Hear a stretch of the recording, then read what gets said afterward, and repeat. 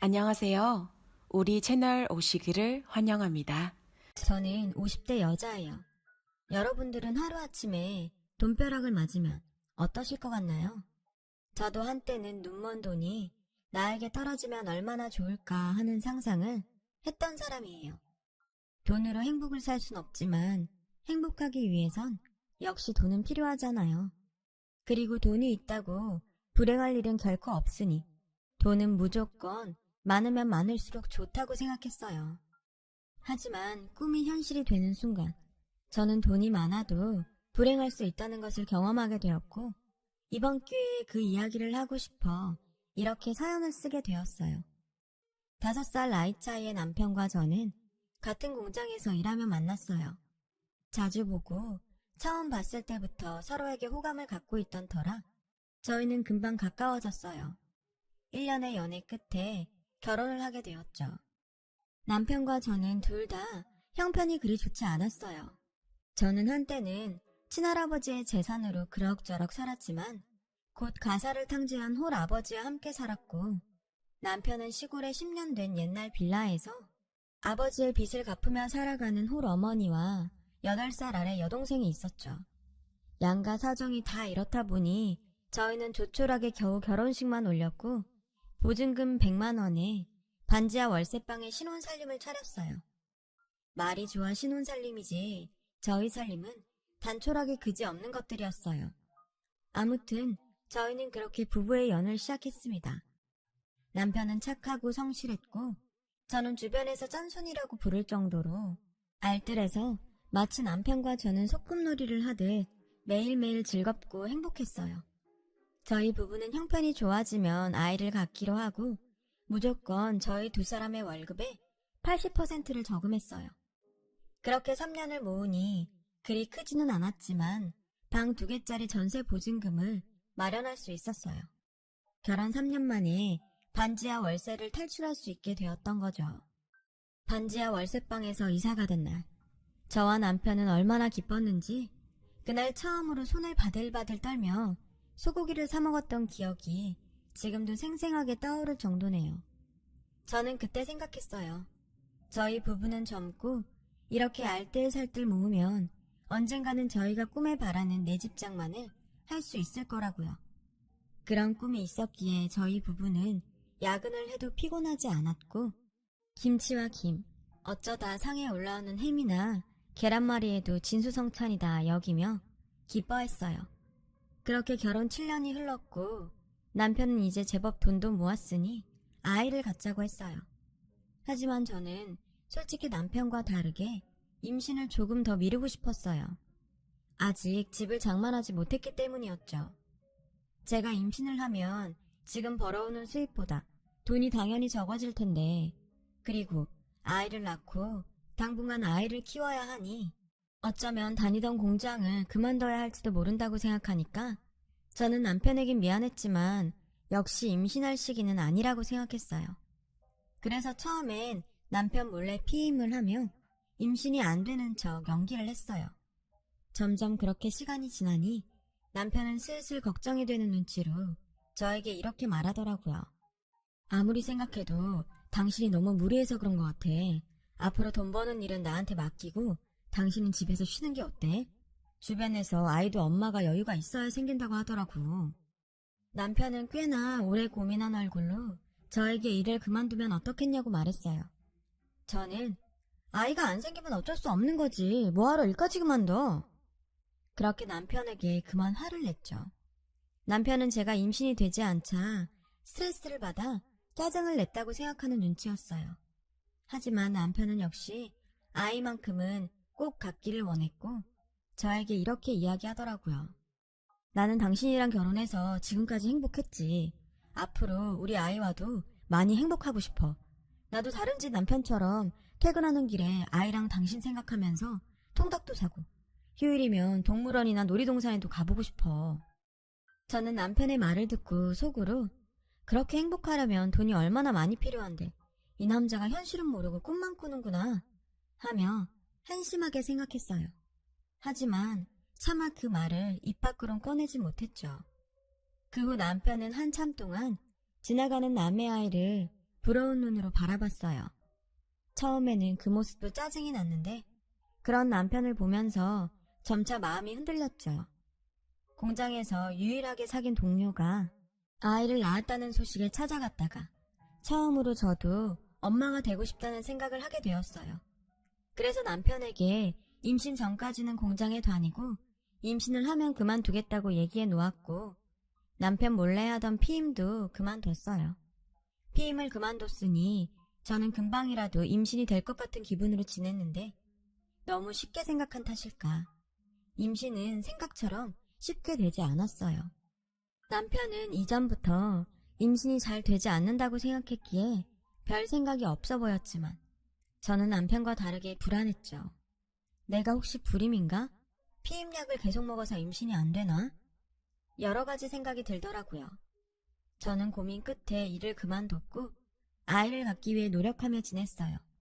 그렇게 꼬박 3년. 저희 부부에겐 임신의 기쁨은 찾아오지 않았어요. 오히려 매번 부푼 기대감으로 임신 테스트기를 확인하다 테스트기의 한 줄을 보곤 천국과 지옥을 오갔죠. 나날이 지쳐갔어요. 그러자 보다 못한 남편은 저를 붙잡고 이렇게 말하더군요. 아이가 있었으면 좋겠지만 나는 지금처럼 우리 둘만 잘 지내도 괜찮다고 생각해.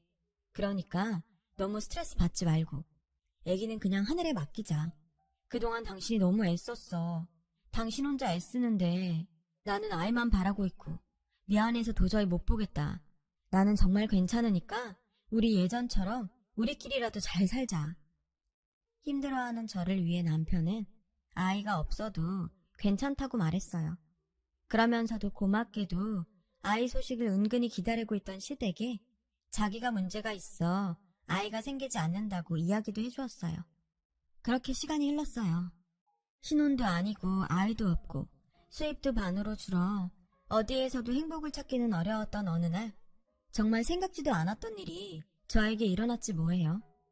4년 전 돌아가신 친정아버지가 유일하게 남겨주신 땅이 있었는데 그 땅이 글쎄 재개발이 결정돼서 대단지 아파트가 들어설 거라는 소식이었어요. 그냥 팔기는 돈이 안 되고 이렇게 저렇게 생각해도 답이 없어 놀리기만 했던 그런 땅이었는데 친정아버지가 남겨주신 꽤 많은 평수의 땅은 저에게 무려 100억이라는 어마어마한 돈으로 돌아왔습니다. 돈이 통장으로 들어오기 전까지는 이 사실이 믿기지 않아 남편에게도 알리지 않았는데 정말로 통장에 돈이 들어오던 날 저는 처음 보는 큰 액수에 통장에 찍힌 금액을 반복적으로 세보았어요. 눈으로 확인까지 했는데 너무 큰 횡재라 저는 이게 꿈인가 생시인가 어지럽기까지 하더라고요. 그래도 그 순간 가장 먼저 생각났던 사람은 역시 남편이었어요. 그동안 알뜰살뜰 절약만 하고 살았던 지난날이 떠올라 저는 얼른 이 100억이 든 통장을 남편에게 보여주고 싶었어요. 그날 저녁 전 기쁜 마음으로 남편의 퇴근을 기다렸고 제 이야기와 통장에 찍힌 돈을 본 남편은 도저히 믿어지지 않는다며 제가 그랬듯 통장에 찍힌 금액을 세고 또 세며 우리 부부는 설레는 마음으로 그날 밤 한숨도 자지 못했어요. 저와 남편은 밤새 이 돈으로 무엇을 하면 세상에서 가장 행복할 수 있을까 하는 행복한 고민을 했어요. 그리고 저는 꿈에 그리던 집장만을, 그리고 남편은 크고 고급스러운 고깃집을 차리기로 했어요. 주변에서는 저희 부부에게 돈벼락을 맞았다며 부러워했고 동시에 서로 앞다퉈 자신들의 힘든 사정을 이야기하곤 돈을 빌려달라고 했어요. 당연히 아주 친한 지인이라면 도와주지 않을 이유가 없었는데 친하지도 않았던 사람들이 어떻게 알고 자꾸만 돈을 빌려달라고 해 한동안 애를 먹었어요. 저희 부부는 그런 사람들에게 단호하게 그럴 수 없다고 거절했죠. 그러자 저희 부부를 부러워하던 사람들이 저희 부부를 원망하며 말도 안 되는 이상한 나쁜 소문을 악의적으로 만들어 퍼뜨리기 시작하더군요.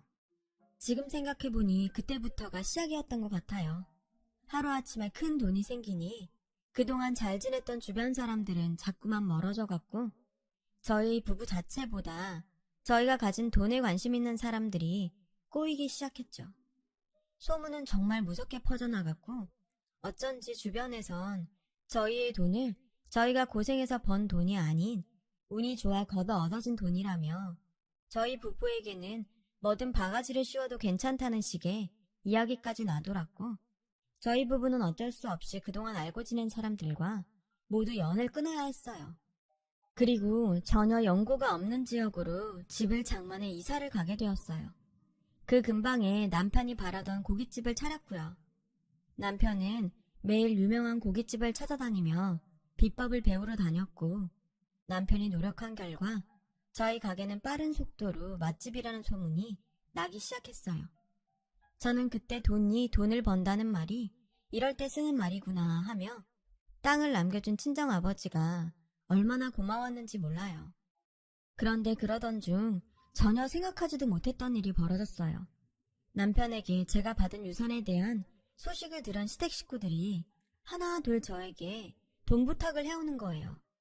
아가, 내가 정말 너한테 이런 말하기 미안한데 내가 나이도 있고 몸도 성하지 못하니 네 시아버지 빚 갚는 게 너무 힘들구나. 네가 좀 도와주면 안 되겠니? 다른 사람이면 몰라도 시어머니 부탁인데 제가 어떻게 싫다고 할 수 있겠어요. 당연히 시아버지의 빚을 한 번에 갚아드렸고 그 일을 시작으로 정말 이럴 수가 있나 하는 시댁 식구들의 어이없는 요구가 계속해서 이어졌어요.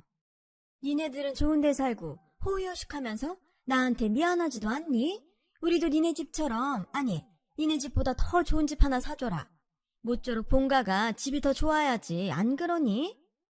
언니, 나 이번에 치과 의사랑 선보는데 언니가 나 옷이랑 가방 좀 사줘요. 이번에 니 신우가 결혼할 때 혼수는 네가 좀 해라. 그리고 예물도 네가 좀 해줘. 다른 사람도 아니고 친동생인데 그 정도는 할 수 있지? 아, 그리고 의사 사위 얻으려면 열쇠 3개는 기본이라고 하더라. 참고해라. 저는 정말 기가 차서 말이 나오지 않았어요. 처음엔 제가 남편 집 사정 뻔히 다 아니까 그래, 가족이라곤 시댁 식구밖에 없는데 돈 있을 때 도와드려야지 했었는데 마치 제가 받은 유산이 자기들 돈인 것처럼 아무렇지 않게 쓰려고 하는 태도에 너무 화가 나더라고요. 그래서 시어머니가 시누이의 예물과 혼수 이야기를 하던 날 저녁 저는 가게에서 일을 마친 남편에게 이제 더 이상 시댁 식구들에게 돈에 관한 부탁은 들어주지 않겠다고 말했습니다. 남편은 순순하게 알겠다고 했지만 은근 기분이 좋아 보이진 않았어요. 그 모습에 신경이 조금 쓰이긴 했지만 설마 저는 그동안 제가 시댁에 쓴 돈이 있는데 남편이 내가 자기 식구들에게 돈 쓰는 걸 싫어한다고 생각하진 않겠지? 하며 믿고 있었어요. 그리고 더 이상 그 이야기는 하지 않았어요. 제가 아는 남편은 제 마음을 알 거라고 완전히 믿었죠. 하지만 시간이 흐르고 남편이 변했다는 걸 알 수 있었어요. 나름 동네에서 맛있다고 소문이 났던 우리 가게에 어쩐 일인지 조금씩 손님이 끊기기 시작했고 저는 그 이유가 궁금했던 고민 끝에 점심시간에 맞춰 가게에 가보았죠. 그동안 남편이 알아서 잘 운영하고 있던 가게는 제가 예고도 없이 방문하자 종업원들이 깜짝 놀라는 눈치였고 가게 어디에서도 남편의 모습은 보이지 않았어요. 알고 보니 매일 아침 가게로 출근하던 남편은 저에게 거짓말을 한 거였고 한참이나 가게에 나오지 않고 있는 상태라는 거예요. 그렇죠. 문제가 있었던 거죠. 주인도 관심을 안 가지는 음식점에 누가 관심을 가지고 오겠어요. 주인이 안 나오니 그 가게는 뻔한 거죠. 저는 그 순간 정말 설마 했어요. 남자가 갑자기 큰 돈이 생기면 없던 허영심도 생기고 유혹에 잘 넘어가 바람을 피기도 한다는 말을 듣곤 했거든요. 저는 그날로 제발 아니길 바라며 다음날 출근을 한다는 남편의 뒤를 밟았어요. 그러자 저와 상의도 없이 집과 떨어진 유료 주차장에서 외제차로 바꿔 타는 남편을 보게 되었습니다. 곧이어 골프장의 모든 장비를 다 갖춘 남편을 목격하게 되었어요. 놀랐지만 한편으로는 그래, 바람만 피지 말아라 하며 간절하게 바랬죠. 남편은 그런 저의 간절한 바램을 한순간에 부셔버렸어요. 골프장에 들어간 남편은 저보다 한참이나 어린 여자와 당연하게 스킨십을 하더라고요. 남편이 쓴 카드 내역서를 살펴보니 남편의 외도는 사실이었어요. 저는 그 순간 남편과 시댁 식구들이 모두 괘씸하게 느껴졌어요. 지가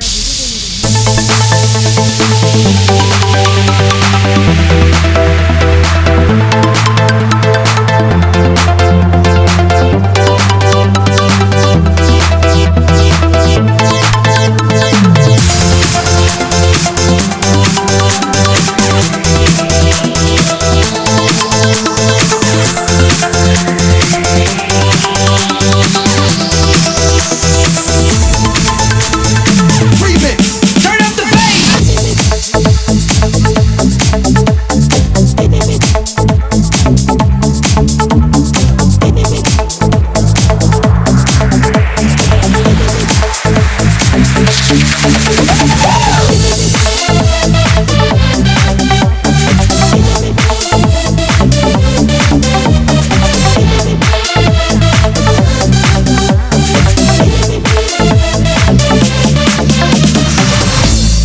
당신과 나쁜 돈을 나누는 게 당연하잖아. 나도 가게에서 일해서 좀 벌었잖아. 그래서 꿀같지 않은 여자친구들이 내 주변에서 여자랑 바람 폈니?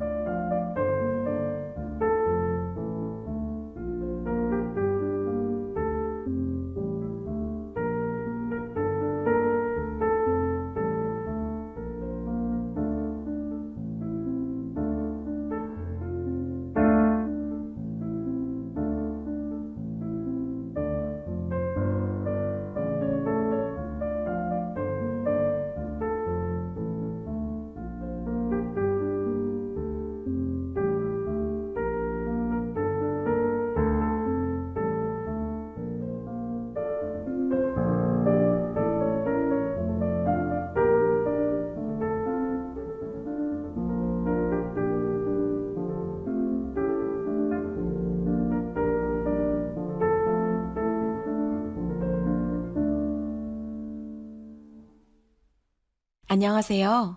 우리 채널 오시기를 환영합니다. 너 정말 해도 너무한다. 아무리 네 아버지 유산이지만 어떻게 네 신랑 이름으로 된 재산이 하나도 없냐? 남자가 자기 앞으로 아무것도 없는데 어떻게 사업을 하겠어? 내가 우리 아들 기죽고 사는 거 생각하면 속이 다 타서 쟤만 남았다. 엄마, 그만하세요. 이 사람이 유산으로 받은 건데 왜 내 이름으로 해요? 당연히 다 이 사람 앞으로 해야죠. 나나 엄마나 다 이 사람 덕에 사는 사람이니 그런 말 하지 말아요. 저는 시어머니의 말에 정남이가 뚝 떨어졌는데 또 남편의 저런 저자세의 모습엔 조금 마음이 불편했어요. 그렇게 시간이 흘렀고 남편은 여전히 반성하는 듯 성실한 모습과 저에게 잘하려고 노력했어요. 시간인지라 저는 견고하게 닫혀있던 마음을 조금씩 풀기 시작했죠. 그리고 마음속으로 그 사건이 있었으니 남편이 무서워서라도 다시 지난날 같은 실수는 하지 않을 거라는 생각에 남편을 용서해주기로 마음먹었죠. 그런데 그런 제 마음을 비웃기라도 하듯 정말 예상하지 못했던 장소에서 남편의 실체를 보게 되었어요. 미안하다며 외제차와 여자를 정리했다고 말한 남편은 여전히 그 차를 타고 다녔고 제가 봤던 그 어린 여자와 아파트 모델하우스를 둘러보고 있었어요. 자기야, 정말 나 이 집 사주는 거야?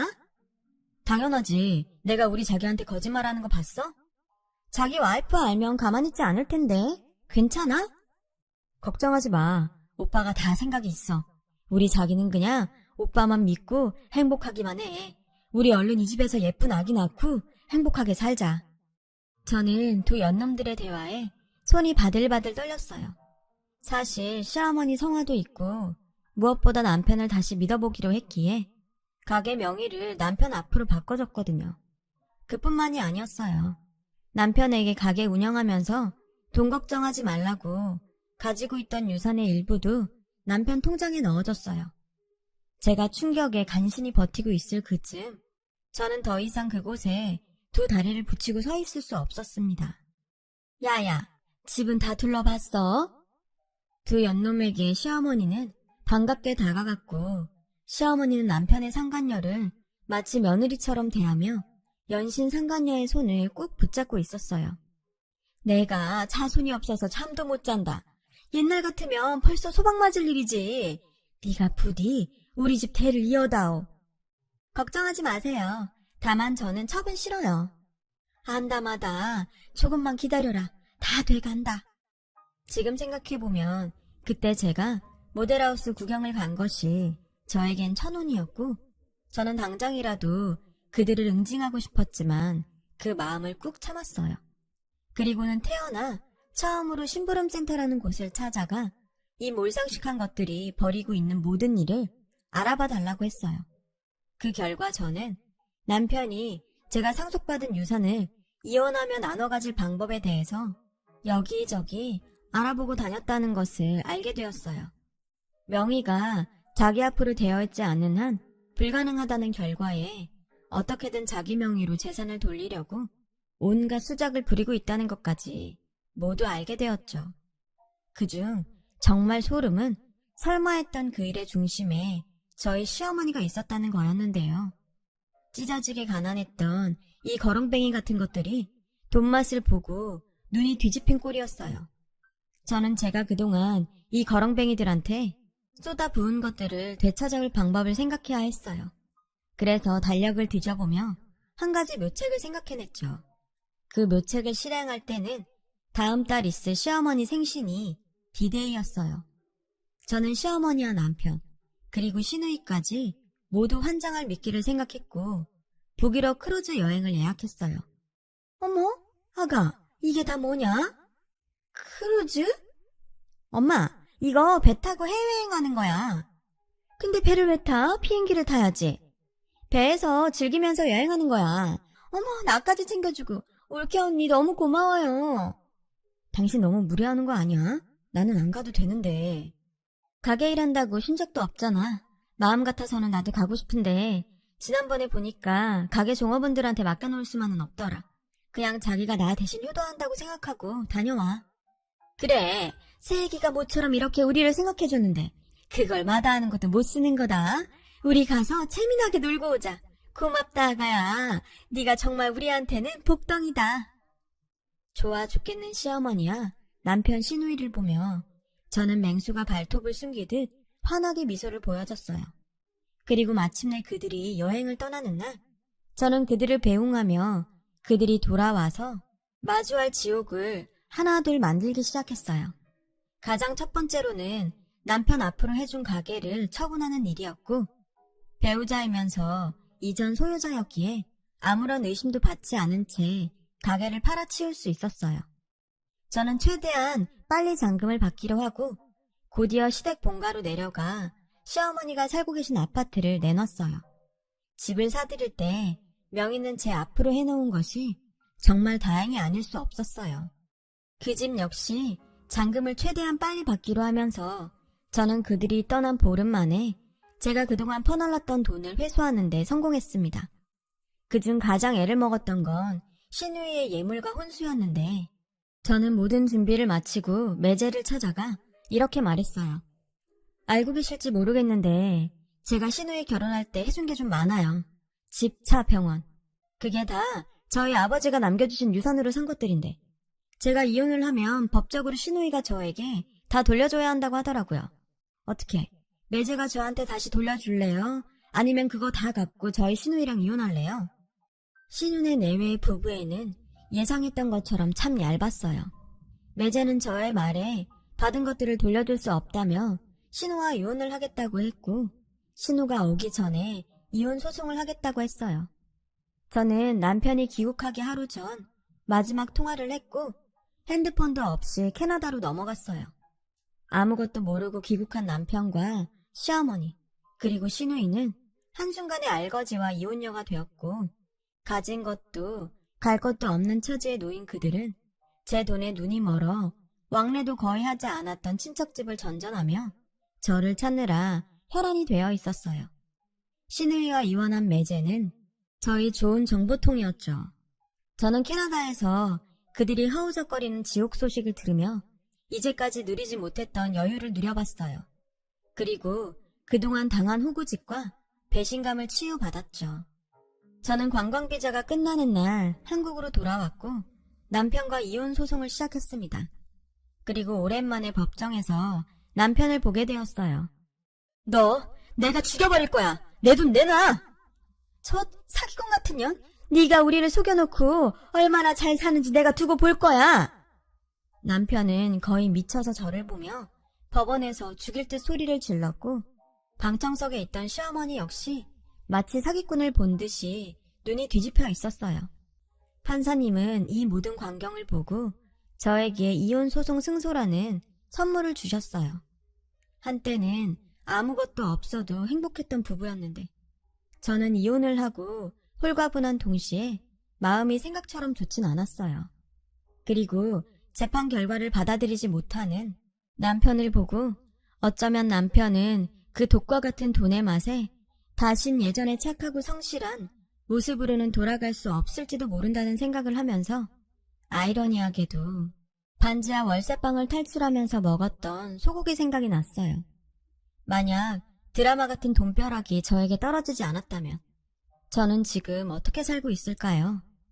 돈이 있으면 당연히 행복할 거라고 생각했는데 뜻밖의 떨어진 돈벼락은 전혀 예상하지 못한 행복과는 거리가 먼 결과를 가지고 왔어요. 다 제가 부족한 탓이었겠죠.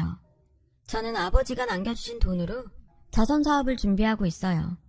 제가 가진 돈이 더 이상 독이 되지 않길 바라며 부디 여러 곳에서 좋은 영향을 끼쳤으면 좋겠어요. 세상엔 돈보다 중요한 것들이 많은 것 같아요. 그리고 지금은 그런 것들을 많이 발견한 사람이 어쩌면 정말 행복한 사람이 아닐까 생각하고 있습니다. 부디 지금 저의 이야기를 들어주신 분들은 돈보다 소중한 행복을 많이 발견하시길 진심으로 바라며, 지금까지 제 이야기를 들어주셔서 고맙습니다. 여러분, 사연 댓글에 응원과 현명한 조언 부탁드려요. 좋아요와 구독은 저에게 큰 힘이 됩니다. 오늘도 좋은 일 가득하세요.